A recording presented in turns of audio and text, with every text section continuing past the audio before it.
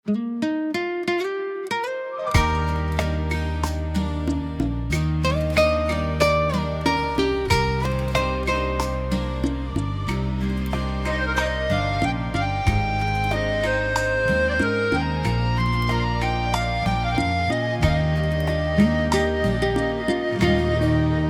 บกระเป๋าใบ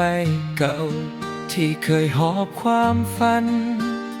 เข้ามาสู่ในเมืองหลวงเมื่อวันนั้นด้วยใจที่มุ่งมั่นสู้มาหลายปีมีทั้งรอยยิ้มและน้ำตาแสงสีเมืองใหญ่ที่เคยว่าจะเลือนตาวันนี้มันอ่อนล้าเกินใจจะทนเสียงแก่เสียงรถมันดังสู้เสียงกบเสียงเขียดบ่ได้มองฟ้าเห็นแต่ตึกสูงใหญ่บ่เหมือนทุ่งนาที่กว้างไกลสุดตาได้เวลาแล้วนะที่ลูกจะกลับคืนบ้านหมดสิ้นแล้วแรงพลังที่จะสู้ในเมืองฟ้าหนทางทุกสายที่เคยแนมไปข้างหน้าวันนี้ขอเลี้ยวกลับมาบนทางกลับท้องนาไปฟังเสียงลมพัดรวงข้าวไปนั่งนับดาวที่บ้านเฮาดีกว่าพอแล้วเมืองใหญ่ใจแข็งเหมือนหินผาจะกลับไปซับน้ำตาที่บ้านนาของเฮา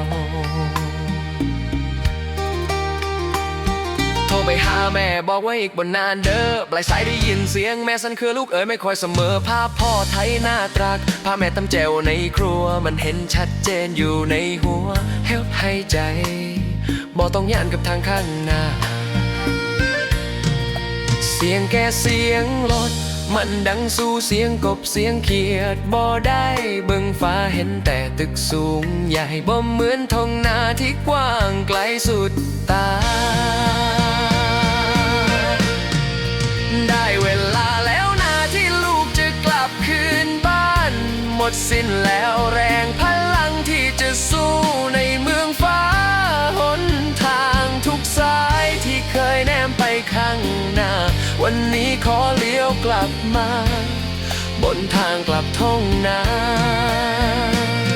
ไปฟังเสียงลมพัดรวงข้าวไปนั่งนับดาวที่บ้านเฮาดีกว่าพอแล้วเมืองใหญ่ใจแข็งเหมือนหินผา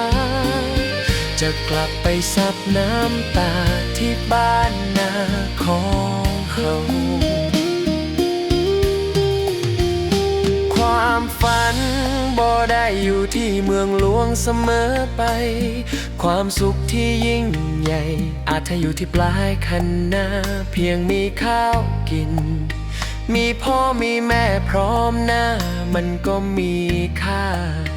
เกินกว่าเงินทอง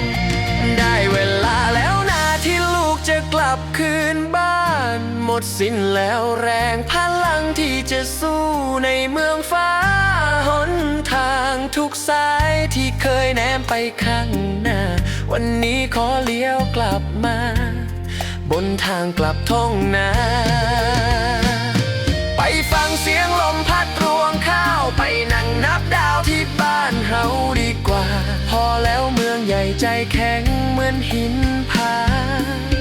จะกลับไปซับน้ำตาที่บ้านนาของเฮาทางกลับทุ่งนากำลังจะพาใจกลับบ้า